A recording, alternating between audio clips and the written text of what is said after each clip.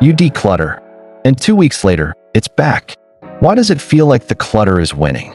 It's not just you, and it's not just stuff. It's the emotional weight behind the clutter, especially in this chapter of life. After 60, every drawer, shelf, and closet tells a story. Some are beautiful, some are heavy, and some are simply outdated. But when we don't address why the clutter keeps returning, no amount of organizing will fix it. In the next 10 minutes, I'll show you the real reason it keeps creeping back and the 3 mindset shifts that finally broke the cycle for me.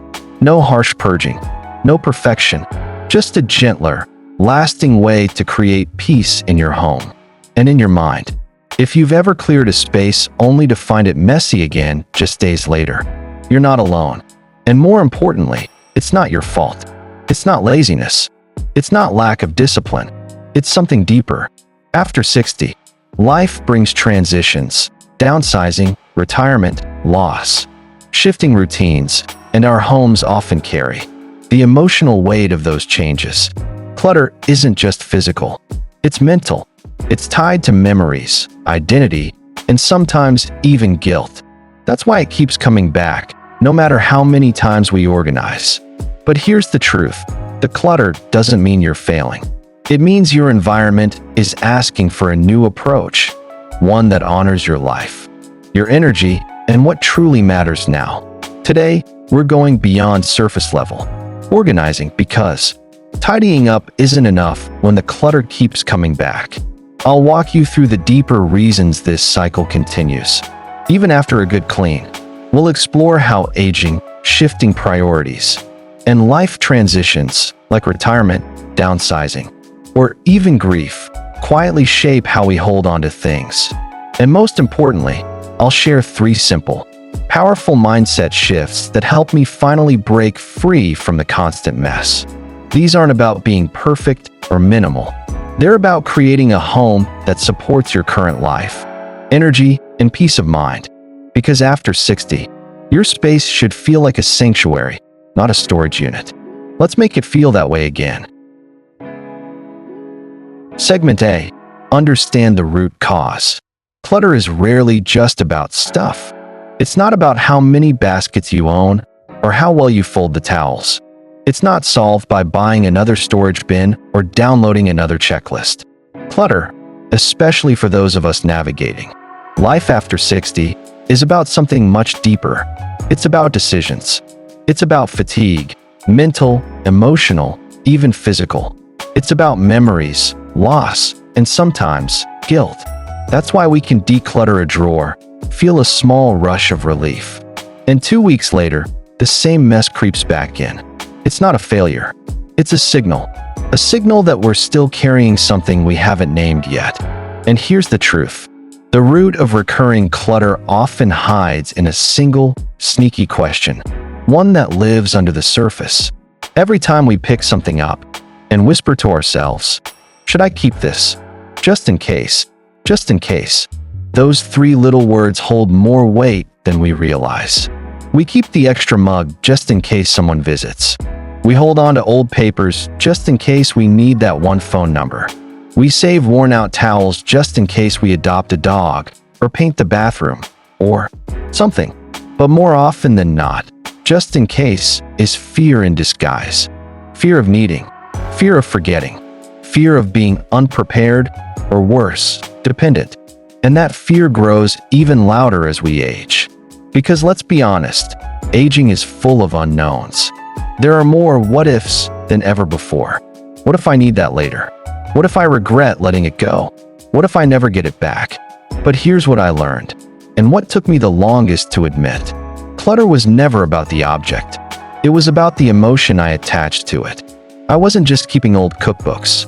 I was keeping the part of me that once cooked big holiday meals. Back when the house was full, I wasn't just keeping my late husband's coat. I was keeping the part of him I was afraid I'd lose forever. And I wasn't just holding on to boxes in the garage. I was holding on to identities, mother, caregiver, provider, that I wasn't sure how to let go of. But here's the problem. When we keep everything, nothing feels special. When our space is filled with what-ifs, there's no room for what now. And this was the emotional trap that kept me stuck the longest. I thought letting go meant forgetting, but it doesn't. Letting go means honoring who we were and making room for who we're becoming. After 60, we are not who we used to be. And that's not a loss. That's wisdom. That's evolution. That's a chance to create a space that fits the life we live now. And when we understand this, we stop decluttering as a task and start simplifying as a form of self-respect. We stop saying, I might need this one day, and start asking, does this support the life I want today? This shift, this emotional honesty, is what made everything else possible for me. So if you're standing in a room that feels overwhelming, if you've tried decluttering before and the clutter just keeps returning, know this. It's not because you're messy. It's because your heart is full. And the process ahead isn't about tossing things out. It's about telling yourself the truth. Truth about what you need. Truth about what you're holding on to. And truth about who you're becoming in this next chapter. Let's take that next step together. Because once you understand the why behind your clutter, the how finally becomes clear. Coming up next, the 3 mindset shifts that gently and permanently changed how I live in my home, and how you can too. Segment B, mindset shift number 1, from storage to purpose. Here's the first shift that changed everything for me. Stop asking, where can I store this? Start asking, why am I keeping this? It sounds simple, but this one question uncovered a lifetime of habits I didn't even know I had. For most of us, we were raised to save, to hold on to things, to be prepared, to never waste. And there's wisdom in that. We learned to be resourceful. We learned to make do. We learned how to stretch what we had. But somewhere along the way, that habit, that instinct to keep, started turning against us. It became automatic. We started keeping things just in case, or just because. We stored duplicates, extras, broken things we planned to fix, and items we hadn't used in years, but never questioned. Why? Because the goal was always where to put it. We focused on the shelf, the drawer, the attic, the garage, instead of stopping and asking, what purpose does this item serve in my life right now? Let me tell you something that caught me off guard. When I asked that question for the first time, a lot of the things I was holding on to had no real purpose anymore. Old baking pans I hadn't used since the kids moved out. Craft supplies I kept meaning to use, but hadn't touched in a decade. Gifts I didn't love, but felt too guilty to give away. Each item carried a little story, a little weight, a little decision I hadn't made. But when I stopped asking, where does this go? And instead asked, why am I keeping this? I realized something important. If I don't know why I'm keeping something, I probably don't need it. And here's the part no one tells you. Clutter isn't just the stuff. You see, it's the mental burden of all. Those unmade decisions. That extra casserole dish. You don't use it, but you move it every time you reach for the one you actually like. That old box of cords. You don't even know what they're for, but the thought of tossing them makes you anxious. That closet full of maybe someday clothes. You haven't worn them in years, but letting go feels like giving up on who you used to be. I get it. I've been there, but I want to offer you this. You are not the same person you were 10, 20, or 30 years ago. Your home shouldn't be either. So when you find yourself debating whether to keep something, pause. Don't ask where it should go. Ask yourself, does this item support my life right now? Would I buy it again today if I saw it in a store? Would I take this with me if I were moving to a smaller space tomorrow? If the answer is no, it's okay to let it go. Because here's the beautiful truth. You're not throwing something away. You're choosing what stays. You're making room for clarity, for ease, for peace. And that's the shift. From storage to purpose. From I might need this someday to I know what I need now. From holding on to everything to holding on to what matters. This mindset shift was the first domino. Once I started asking why, my home began to change. And more importantly, I began to change. I stopped organizing clutter and started curating a life that felt lighter, more intentional, and finally, more like me. If that's what you're looking for too, you're in exactly the right place. Coming up next, the second mindset shift that made everything easier, especially on the hard days. 2. From one big declutter to micro habits. The second mindset shift is one I wish I had discovered years ago. It's simple, powerful, and perfect for this season of life. Stop relying on one big declutter day. Start embracing small, steady habits. Because here's the truth. Most of us were raised to think in all-or-nothing terms.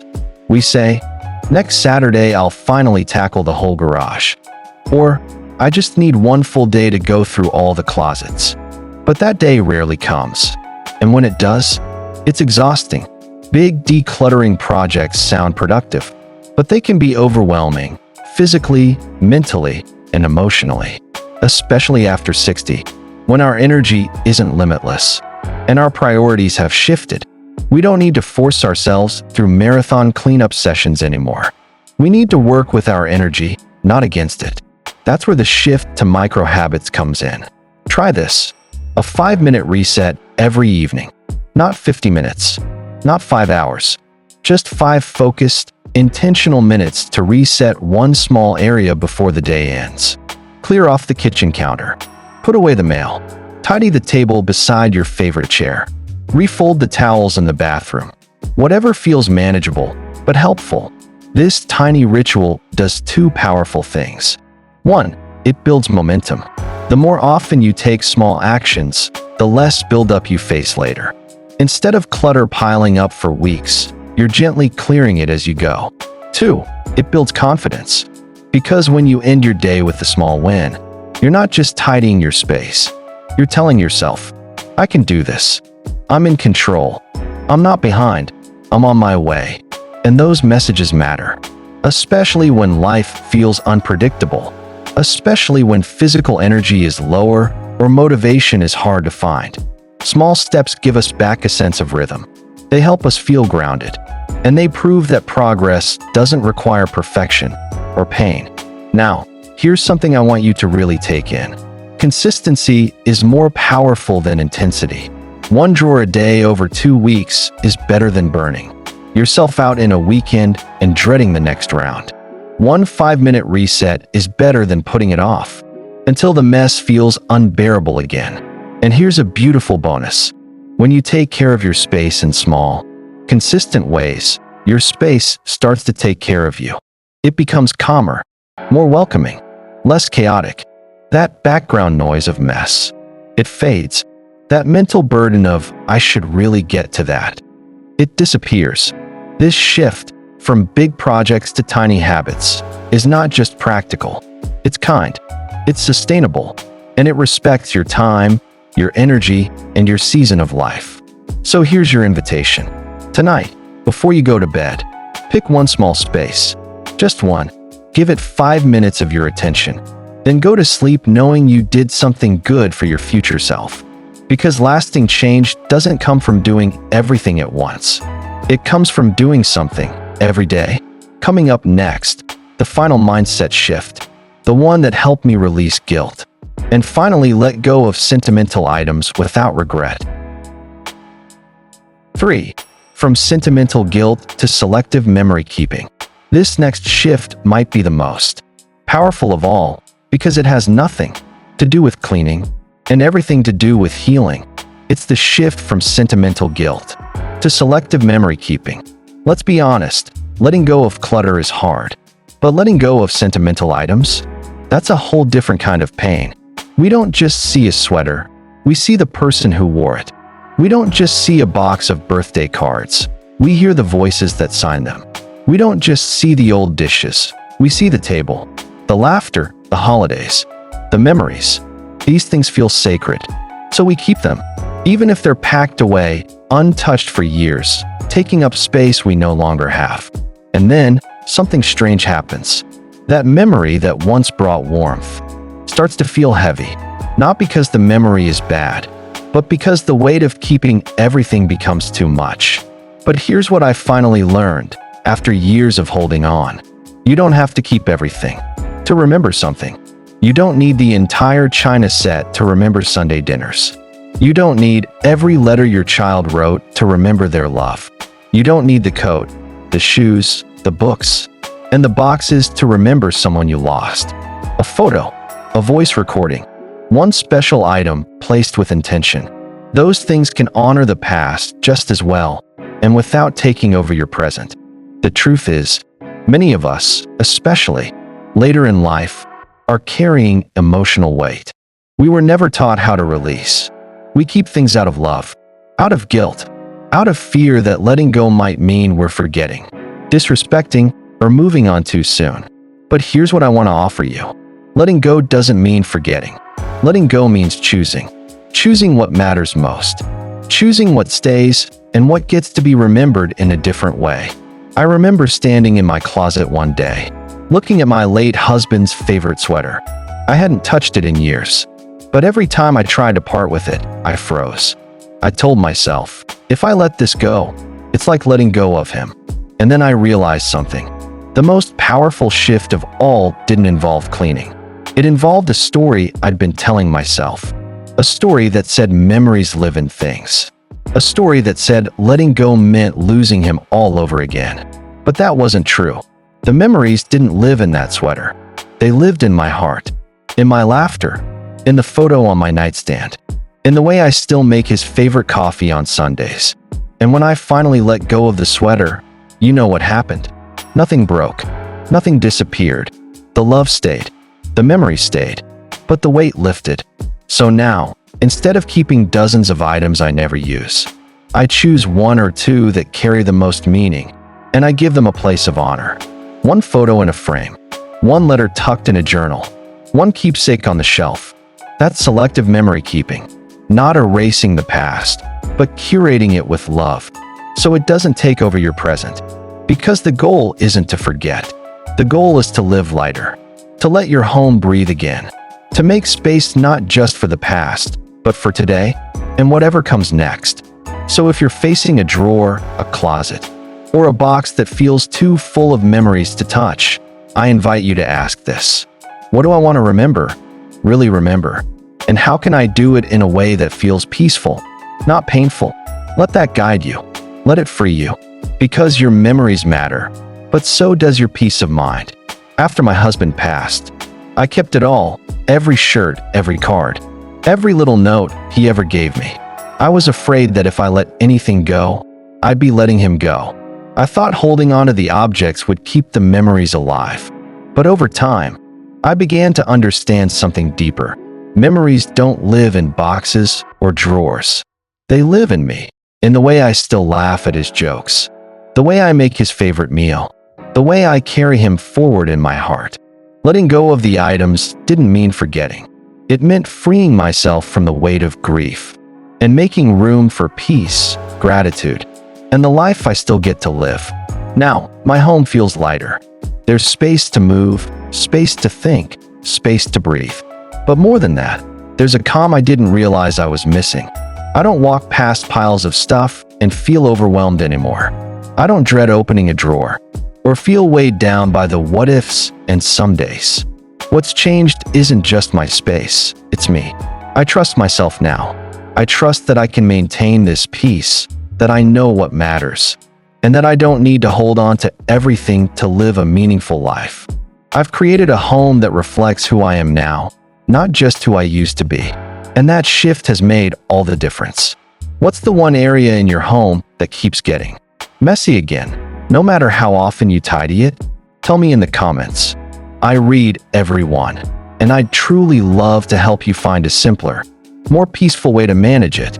If this video helped shift the way you think about clutter, give it a thumbs up and hit subscribe.